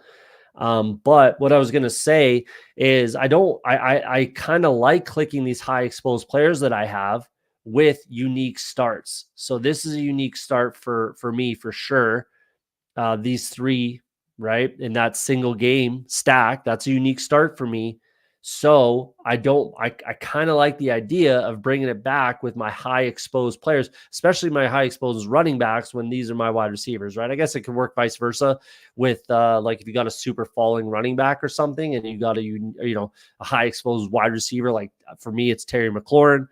Let's say I got a super falling Jonathan Taylor, even that 21st overall Jonathan Taylor, then, maybe a Terry McLaurin or something there where it makes sense. That's another kind of strategy I like to do a little bit of, just kind of evening out my exposures, sort of like in an interesting way, like evening out my high exposures, if that makes sense, is something I like to look at doing and think about doing. And we'll see how it works for me. 186. Okay. Getting pretty thin at tight end. Don't want to pick oh wow, that's a bit of a pull up for Marvin Mims. He's fallen to the 90s, 200s even sometimes, but that's okay. Too much exposure for me for Marvin Mims. I'm not clicking him probably the rest of the summer. But yeah, starting to get pretty thin at tight end. I don't mind Hunter Henry, but he doesn't make sense in this build. Could go with a third tight end here. Definitely probably 3 tight end build here. Hunter Henry's actually a good click for this roster. Well, he's already got Ramondre, I suppose, but not a bad click. McMillan's there, of course. Dortch, Demarcus Robinson. And wow, Ricky Pearsall's really falling. I'm still not going to click him. It just doesn't make sense. I would, if it made sense. But I think it's Jonnu here. I just kind of want to lock that in. I need a second tight end that I can stop at 2 tight ends. And he matches up with my San Francisco 49ers stack. And it's really thin. It's getting real thin. Like I could go Hunter Henry. If I didn't have Pop Douglas, I would click Hunter Henry here. I'm not going Sanat in this, especially again with Brian Robinson. I don't need to buy in on that offense too much. Juwan Johnson by week 12. Don't want to force that. Parkinson's not that guy. Gesicki, but by week 12 again. So realistically, it's like Jonnu Smith and that's pretty much it. That's really all. Gerald Everett, I guess, but no.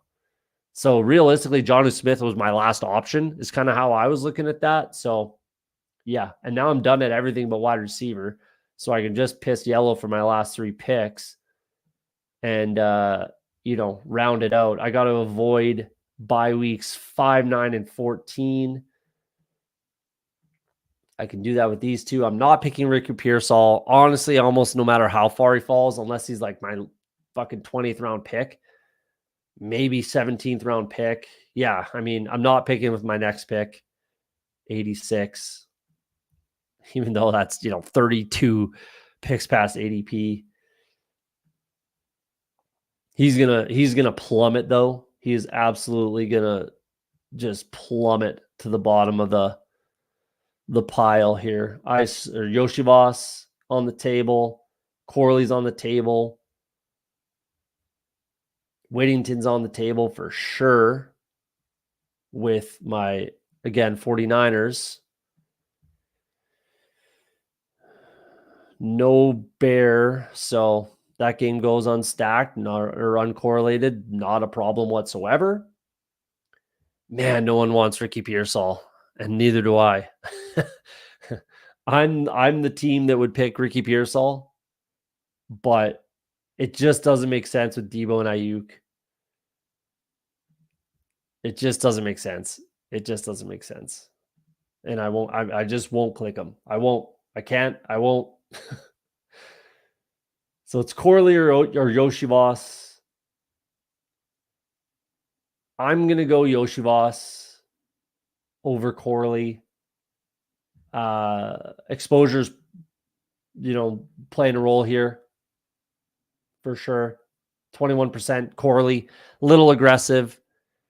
I'm going to try my best to not click him for the rest of summer as much as I can.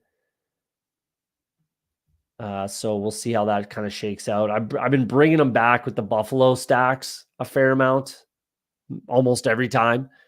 I think as the season goes on, he'll have more value towards the end of the season. That's the whole thesis behind the pick of Malachi Corley, obviously. Yeah. Man, if Ricky Pearsall's there in the 20th round, all right, I'll take him. All right, I'll take him. I'll fall on that sword. There's just tons of clicks at the end here that are perfectly viable. Like Corley's here, Whittington, even Roman Wilson if he gets back on the field soon, Slayton, Hyatt, Naylor, even Trey Tucker, Ray McLeod is not the worst click in the world. Wow, Justice Hill is kind of getting steamed a little. De'Ami Brown, viable. I mean, Juwan Jennings is actually pretty viable over Ricky Pearsall, if I'm being honest. Or right there with him, anyways. Elijah Moore, yeah, I've definitely soured on him. 5%, I'm fine with that. I don't think I want to be looking at him. Devontae Walker, I didn't even really like him. I got kind of not bullied, but like other people liked him. I said, okay, sure, I'll take some shares. And then I got too high. I think it was at 12% at one point. He's down to 6. I won't draft him again. Hopefully that gets down to like 3-4% by the end of it. Josh Reynolds is viable. Yeah, A.T. Perry, I'm okay. Parker Washington, definitely getting some good buzz. What else do we got? Jacob Cowing is getting some really good buzz here. Austin, viable. Trey Palmer, not so much anymore, for sure. There's just a lot of clicks down here that you can that are like viable in my opinion. Man, Pearsall, no one wants to click Ricky Pearsall. Somebody click his name. I'm going Jordan Whittington. I like Jordan. We'll talk about him in a second here.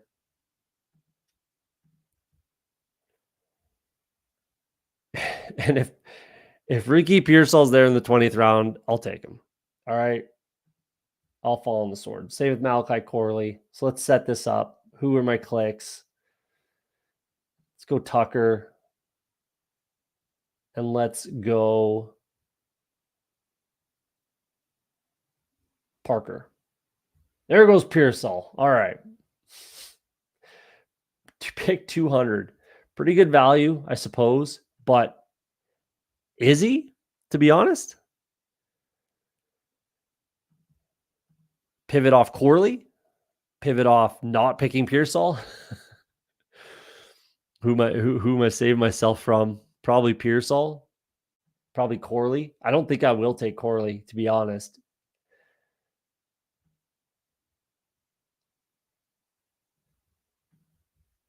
Oh, there he goes. Perfect. So, yeah, I mean, Hyatt, I was worried about my exposure at 5%. Look at my 9 overall, but 5% BBM. But I'm actually super happy that it ended up like that. I don't really want much more.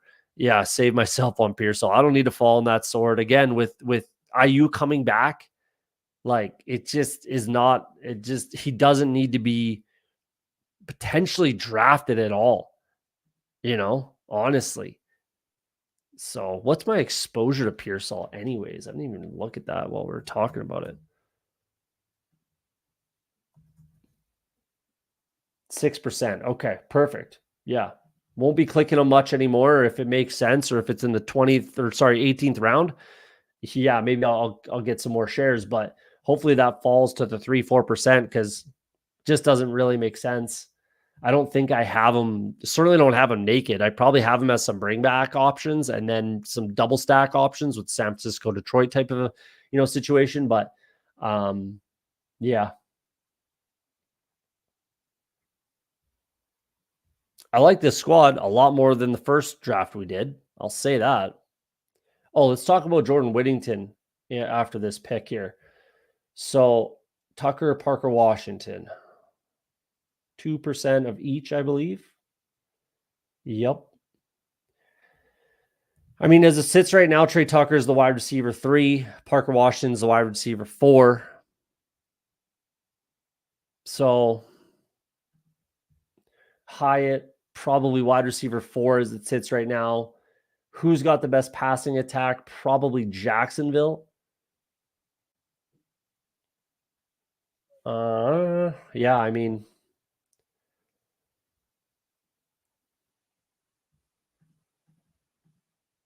by week 10, by week 12. Let's go Trey Tucker. He's just, man, he's really looked good in these preseason games.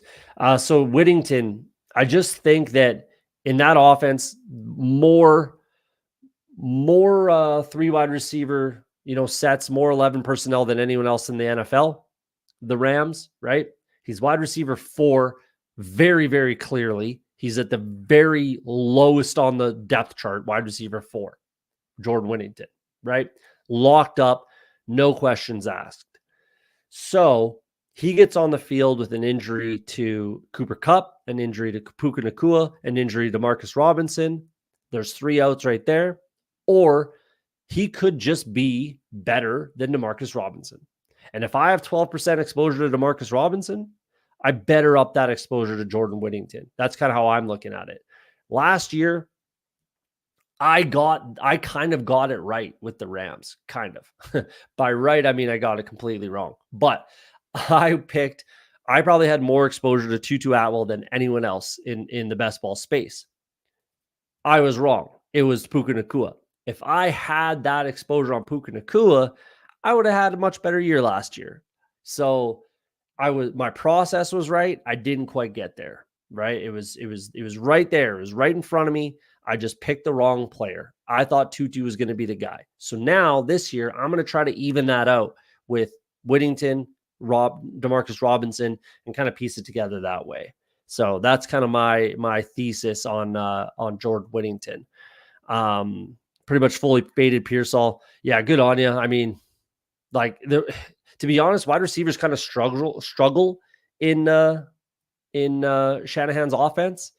Even Brad Ayuk did. Mind you, that was a COVID year, but he still struggled in that offense his rookie year, and then kind of came on later in the season as he got more comfortable.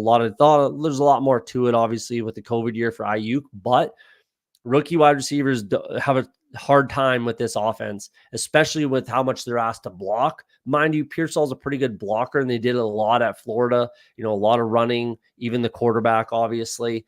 But yeah, it's not a bad fade, to be honest. So I hope I get under 5%. If I can get to 3-4% with what I already have, I'll be happy with that.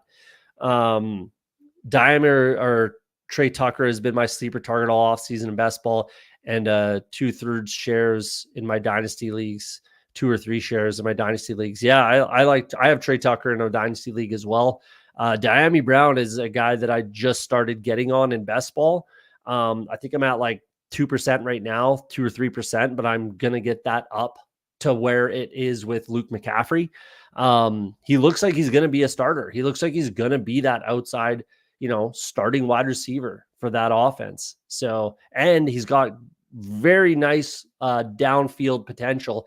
And with how Jaden Daniels can throw, deep balls, I think there's tons of potential for some spike weeks from Diami Brown. If you can get 2 or 3 out of your 18th round pick, yeah, that's more than worth the selection in the 18th round. So I like that with Diami Brown. I'm right there with you with Brown in Washington. And Trey Tucker, I do want to be 2, 3, 4% as well in best ball because he has a similar,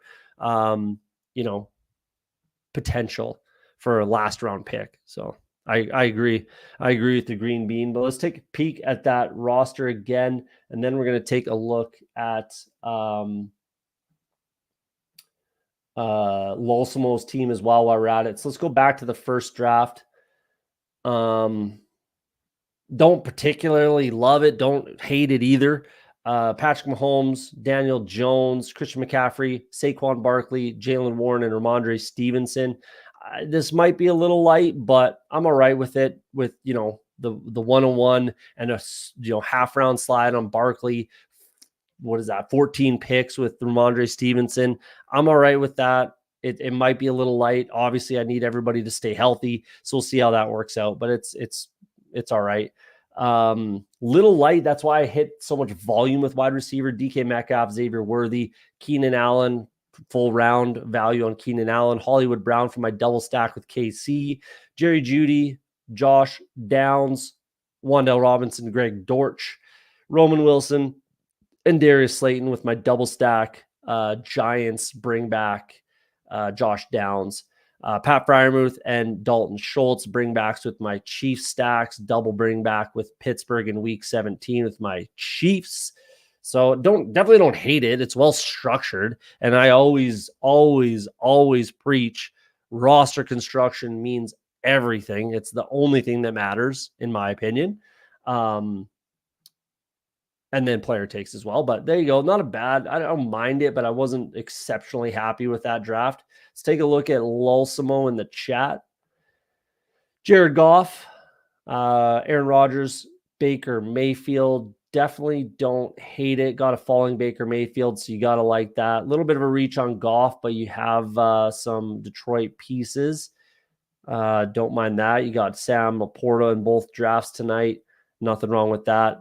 I'm all right with that. No overlapping bye weeks, so you're going to get the most potential out of that position week in and week out sort of thing. James Cook, David Montgomery, Brian Robinson Jr., Trey Benson, Roschon Johnson, Audric Estime. I like the first four. I'm not clicking Roschon Johnson or Audric Estime anymore. I only have a couple shares Audric and a little bit of exposure to Roschon. He's my least exposed in that backfield. Just looks like, it's going to be Khalil Herbert and DeAndre Swift. Without an injury, I think that there's just some other clicks. But I mean, with where he is not, like I said, when we were doing this draft, is it dries up completely at the running back position. So can't really fault you for it, to be honest. Bye weeks are good. Nothing really to complain about there. Garrett Wilson, love it. Marvin Harrison, not for me, but not a bad click. I especially like a little bit of a discount, 15th overall. Nothing wrong with that. DJ Moore, Chris Godwin, Jameson Williams, Rashid Shaheed, Xavier Leggett, like it.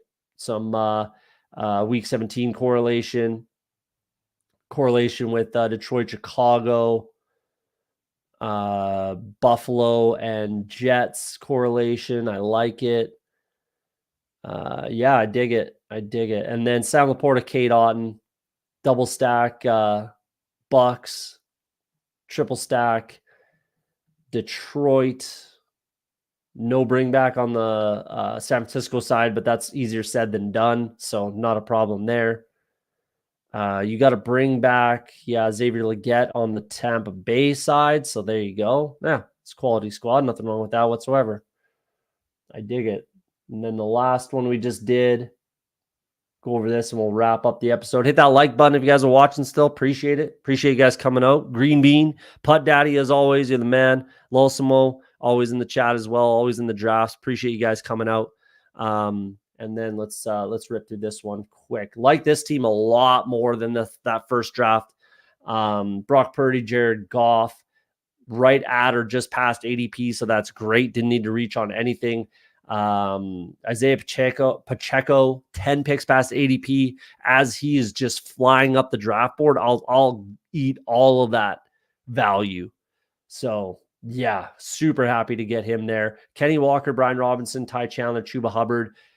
Personally, I'm super happy about this running back room, especially because of the Pacheco click there. It would have been great if this was DeAndre Swift, but realistically, Kenny Walker has more value as a fantasy option than DeAndre Swift, but it would have made a lot of sense for my, bring back week 16 with Detroit, but very, very minimal issue there. Amon-Ra, Debo, Brandon Ayuk, Jameson Williams, Cortland Sutton, Pop Douglas, Andre Yoshivas, Jordan Whittington, and Trey Tucker.